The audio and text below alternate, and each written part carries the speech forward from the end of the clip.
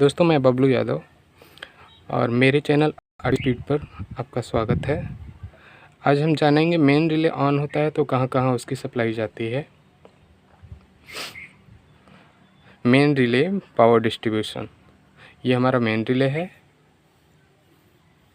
और ये हमारा ECM है, इंजन कंट्रोल मॉड्यूल। और यहाँ हमने बैटरी लगा रखी है। बैटरी को हमने नेगेटिव पॉइंट उसका जो है ग्राउंड कर रखा है चेसिस पे। और यहाँ से हम निकलते हैं, बैटरी यहाँ से निकलती है, इग्निशन ऑन होता है। उसके बाद जो हमारा ये करंट आपका 10 एम्पियर डायरेक्ट जो है ECM में जाता है और 30 एम्पियर का फ्यूज लग करके ये हमारा मेन रिले में आता है। हमारा मेन रिले कैसे ऑन होता है ये हमने आपको पिछले वीडियो में बता रखा है और मैं आशा करता हूँ कि आप लोग समझ गए होंगे कि मेन रिले हमारा ऑन कैसे होता है, मेन रिले को ऑन करने का प्रोसेस क्या होता है। तो मेन रिले जैसे हमारा ऑन होता है वैसे ही हमारी यहाँ से सप्लाई 12 वोल्ट निकलती है और 10 एम्पियर फ्यूज होकर के पहले AC कंप्रेसर में आता है 12 वोल्ट। ये हमारा यहाँ पे रुका हुआ होता है। ये कंट्रोल ECM के द्वारा है। ECM ऑन करते हैं तो जैसे हम AC ऑन करते हैं, बटन ऑन करते हैं, तो इसका मतलब ये नहीं AC ऑन है। बटन ऑन करते हैं तो उसका अंदर का कुछ फंक्शन होते हैं, वो वर्क करते हैं। AC को जो है ऑन करता है, मेन कंट्रोल करता है आपका ECM। उसको विस्तृत रूप से हम आपको बाद में बताएंगे। अभी तो सिर्फ ये जान लीजिए कि 12 वोल्ट सीधा सप्लाई हमारा AC कंप्रेसर रिले में आया, कंट्रोल करेगा ECM। और दूसरा जो है हमारे रेडिएटर फ़ैन में सीधा 12 वोल्ट 10 एम्पियर का ही होकर के आ रहा है, तो सीधा जो है रेडिएटर फ़ैन हाई में आया और वो भी कंट्रोल होगा ECM से। उसके बाद रेडिएटर फ़ैन लो में आया, ये 12 वोल्ट ही सीधा आ रहा है मेन रिले का। ये रेडिएटर फ़ैन लो में आया, ये भी कंट्रोल जो है ECM से ही होगा।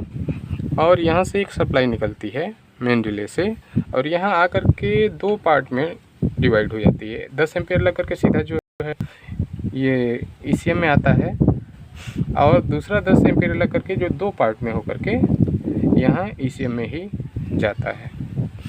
ये ECM की रिक्वायरमेंट होती है। इसको हम नेक्स्ट वीडियो में या अगले किसी वीडियो में आपको समझाएंगे। आगे हम इधर देखते हैं कि यहीं से निकला हुआ वोल्टेज आपका आया, ये 10 एम्पियर लग करके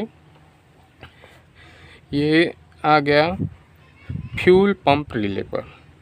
फ्यूल पंप रिले जो फ्यूल पंप को ऑन करता है वहाँ पर आकर के 15 एम्पियर का फ्यूज लग करके यहाँ पर आ जाता है और आगे जाता है आपका break main switch. Break main switch पर भी मेन रिले से ही वोल्टेज आती है। आगे चलता है EGR मॉड्यूल पे एग्जॉस्ट गैस रीसर्कुलेशन, जो कि एक टर्बो जैसा ही काम करता है। ये इसके बारे में हम आपको आगे बताएंगे कैसे काम करता है EGR मॉड्यूल। इसमें भी आपका 10 एम्पियर फ्यूज लग करके इसमें सीधा वोल्टेज आती है मेन रिले का। और आगे बढ़ते हैं तो ये आपका हो गया fuel metering unit. Fuel metering unit पर भी 15 एम्पियर का फ्यूज लग करके डायरेक्ट मेन रिले से ही वोल्टेज आती है। उसके बाद ये हमारा हो गया IC इंस्ट्रूमेंट क्लस्टर मीटर। यहाँ भी इसको एक्टिवेट होने के लिए मेन रिले से ही करंट आती है। उसके बाद हो गया मेरा OBD point, OBD diagnosis point, जहाँ पर हम स्कैनर लगाते हैं।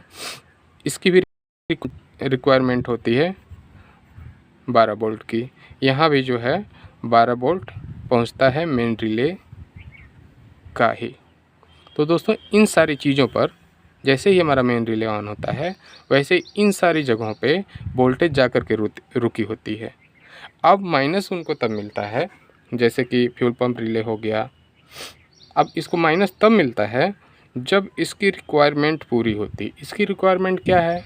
सिक्योरिटी ठीक है, ECM सही है, सारी चीज़ें सही हैं। तो जैसे ही हम क्रैंक करेंगे या जैसे ही चाबी ऑन करेंगे फ्यूल पंप रिले ऑन हो जाएगा और फ्यूल पंप वर्क करने लगेगा।